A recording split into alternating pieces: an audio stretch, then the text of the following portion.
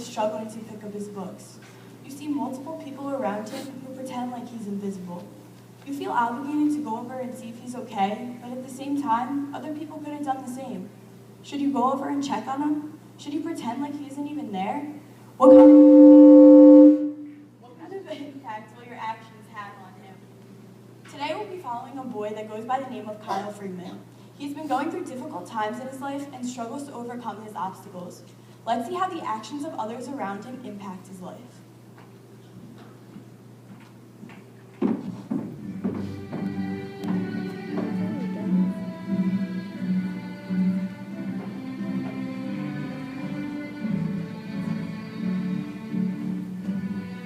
Now presenting your class valedictorian, Kyle Freeman.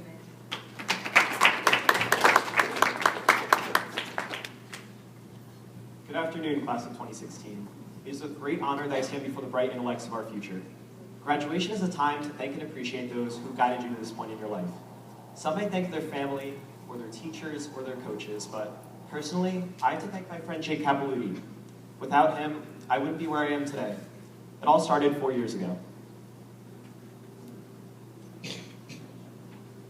For me, high school was the time to devote all my energy towards schoolwork, homework, studying, getting good grades, and becoming the ideal student colleges wanted. I did anything and everything to make sure I was the best student I could possibly be. Most kids go out and have a social life by partying or hanging out with friends, but I never really quite experienced that. Nobody wanted to invite the nerdy kid they sat next to in math up to a party. At first it was nice to focus on studies without any distractions, but over time, I felt as if I was lost in the crowd of people who attended my school. Staying home became dreadful with parents who always fought because they could never see eye to eye. During my senior year, I applied to over 10 schools, but NYU was always my number one. I anxiously awaited for my letter of decision, and then it finally came. I got accepted to the school, but rejected financial aid. My parents were in a tight financial situation and fought nearly every day about the same topic. After coming to terms with not being able to attend the school of my dreams, I felt like I worked so hard for nothing. I felt as if my 4 years as a high school student were such a waste of my and everyone else's time. I studied too hard, I had no friends, I had a family that was falling apart, nothing was going my way. One day, I was on my way home from school and got shoved by a few of the many people who bully me every day.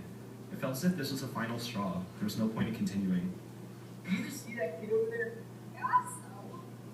Sure, we don't help. No, he doesn't need our help. I'm going to help. Fine, go then. Just when I thought the world saw me as invisible, a kid came over and helped me. Here you go, man. Thanks. My name's Jake. Kyle. Freeman. I'll see you around. Alright. See you, Jake.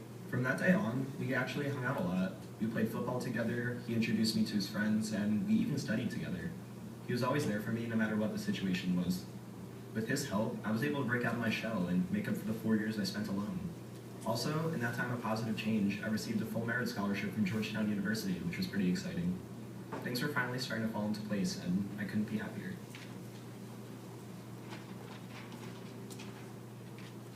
One of the best feelings is seeing the light at the end of the tunnel. I traveled in the darkness all 4 years of high school until Jake became that light. He had made me realize the bright future I had ahead. Suicide is a permanent solution to a temporary problem, and I was going to choose that solution for my own problems that didn't seem so temporary. How was this possible? What if I didn't go out of my way that day and help and just become another bystander? It's so difficult for me to grasp the fact that the person I call my best friend is at such a low point in his life. Kyle truly found himself in high school, and he had such a bright future ahead of him. Who would have ever thought that such a small gesture would change his outlook on life and truly transform him into the person he is today? I remember that day. I remember seeing him with all those books. I thought it was so weird for someone to bring home all those books on a weekend. It all makes sense now.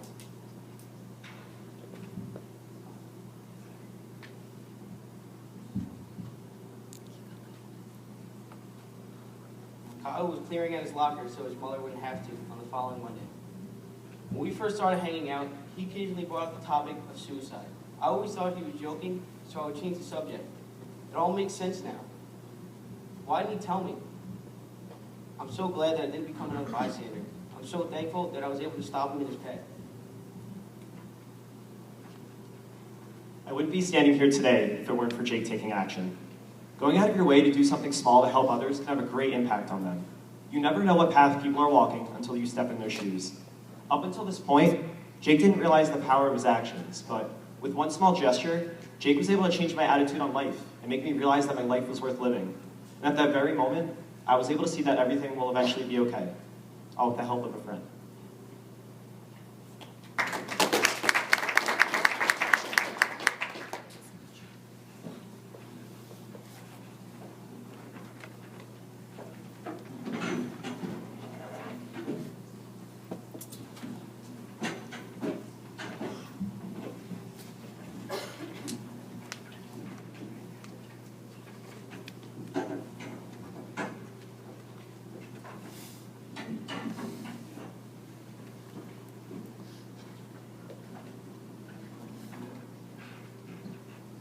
A stakeholder is a person or group of people that are directly affected by a situation. Jake is a stakeholder because he is Kyle's friend. If it wasn't for Jake's actions in the street when Kyle was being bullied, there may have been nothing to change Kyle's mind, leading him to commit suicide.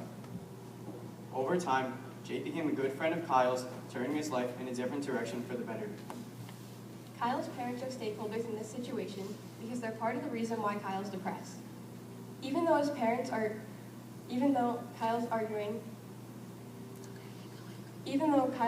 arguing is centered around Kyle, they love him and would be devastated if he committed suicide. The bystanders are stakeholders in this situation because they did not do anything to help Kyle when he was being bullied. If Kyle was to take his life and the bystanders found out about it, they would have felt guilty for not taking action in the situation. The bystanders could have helped Kyle, but they did not realize the possible effects that helping him would have had on his life.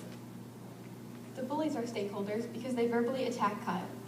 If Kyle was to go through with his plans to commit suicide, they would be left with the guilt that it was them who caused Kyle's actions.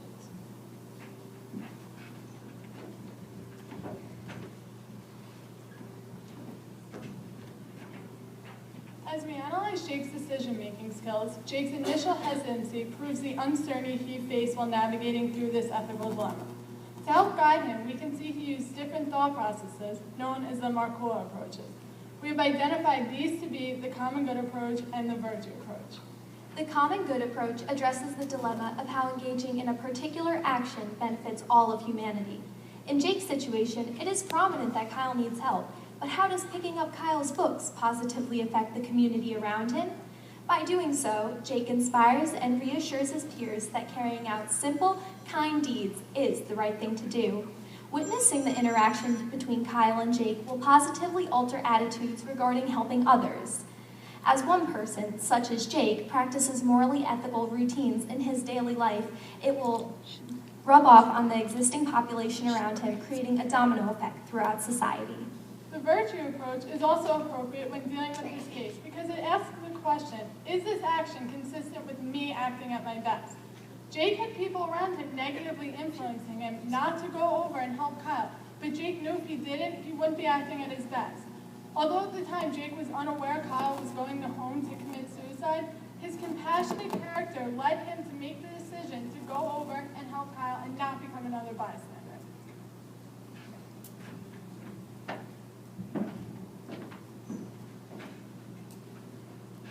All the following factors have not only been found to impact Kyle's life, but the majority of students nationwide.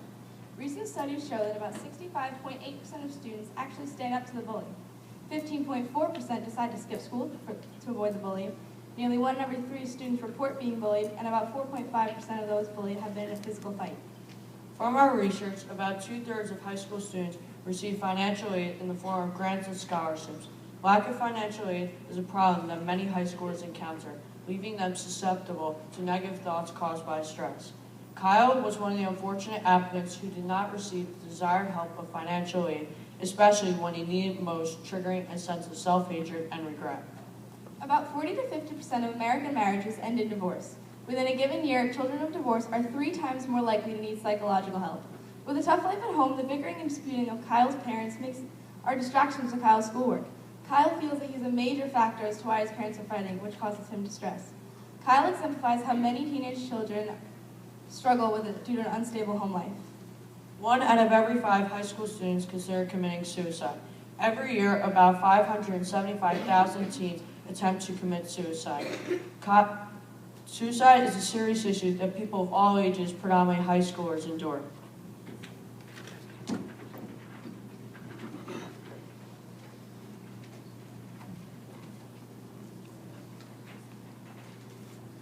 We surveyed 100 Colton High School students and asked them to answer these questions truthfully and anonymously. Jake would have been part of the 32.5% of students that thought asking, "Are you okay?" would have an impact on someone's life. And only half of the students that took our survey said they would help someone pick up their dropped books even if they looked like they didn't need help. Kyle was a bystander who intervened and helped Kyle when someone knocked him down. Sarah Lynn Butler was only in 7th grade when she committed suicide. She was receiving bullying messages on their MySpace account. Her mom said she checked often for inappropriate messages and found many of her friends were calling her a slut. If someone would have stepped in and followed up on her, maybe Sarah would have chosen a different path. Hannah Smith was only 14 years old when she was found hanged in her bedroom after receiving hate messages on her Ask a Friend page. This website allows people to post anonymous comments on other people's pages. Hannah's friends saw that people were posting on her page to cut herself, kill herself, and drink bleach, but they chose to remain silent. All Hannah needed was a friend to stand by her to get her through the harassment. Kenneth was a gay high school freshman from Iowa that took his own life after being targeted by an anti-gay Facebook group created by his own classmates. His mom knew about the harassment. He told her, "Mom, you don't know what it feels like to be hated." His sister said most of the harassment was coming from his own friends that either joined in or they were too afraid to say anything. A simple question of, "Hey, do you need to talk?" could have led for a bigger plan for help.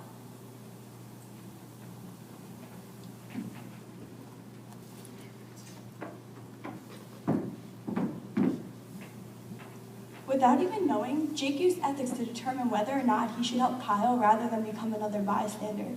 He used the common good approach and asked himself, how does engaging in a particular activity benefit all of humanity? Without knowing the impact of his actions, Jake was able to save somebody from committing suicide. He also helped save Kyle's loved ones from the sorrow and grief that would come out of Kyle's death. In addition to Kyle's friends, family, and Kyle himself, he saved the bullies from the lifelong regret and guilt that they would feel if he were to go through with suicide. In addition to the common good approach, Jake used the virtue approach. He asked himself, does this action consist with me acting at my best? Regardless of how many people were around and were ignoring Kyle and pretending he wasn't there, he knew it would be unjust in his heart to just walk by and become another one of those people. How many people do you pass in your everyday life that could use your help? How would you feel if you were the person being passed? As a whole, we need to become more conscious of our surroundings, and we need to help those around us who could really use it. We need to pick up that book. We need to say that hello. We need to engage in those everyday, simple activities that could change somebody's life forever. So before you decide on how you're going to act on a situation, think to yourself, will you become a bystander or will you become a Jake? Thank you.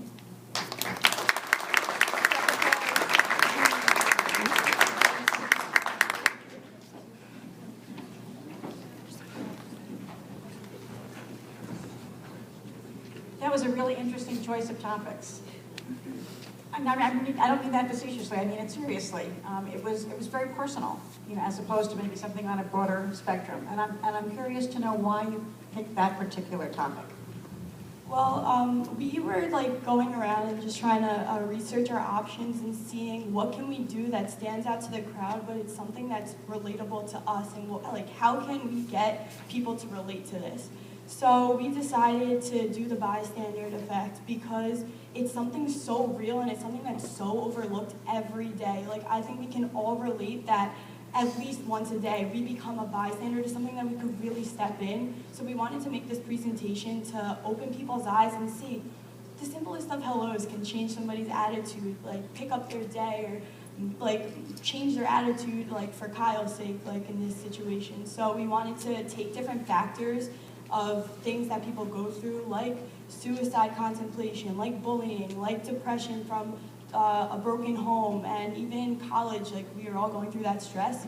So we really just wanted to make it something that's so relatable to all of us and something that we can all take upon ourselves to make a difference.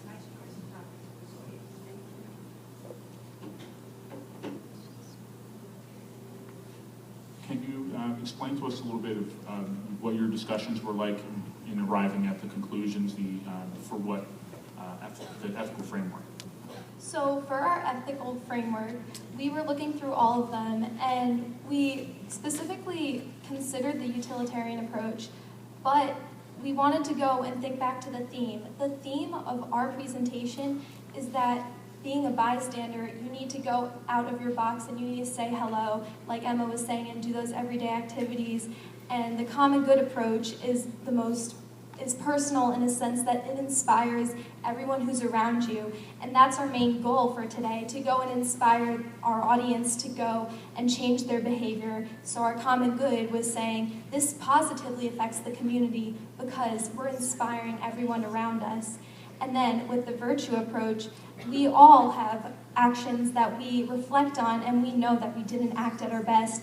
And bringing that best action up to the table will go and change, even save a life. And we thought those two were the most prominent that stood before us. And for the utilitarian that we considered, we said this isn't about having the greatest impact and the least negative impact, because we didn't know what was going on in that person's mind. We don't know what's going on in the everyday life.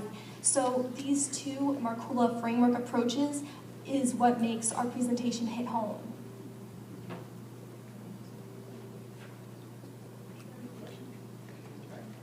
Thank you.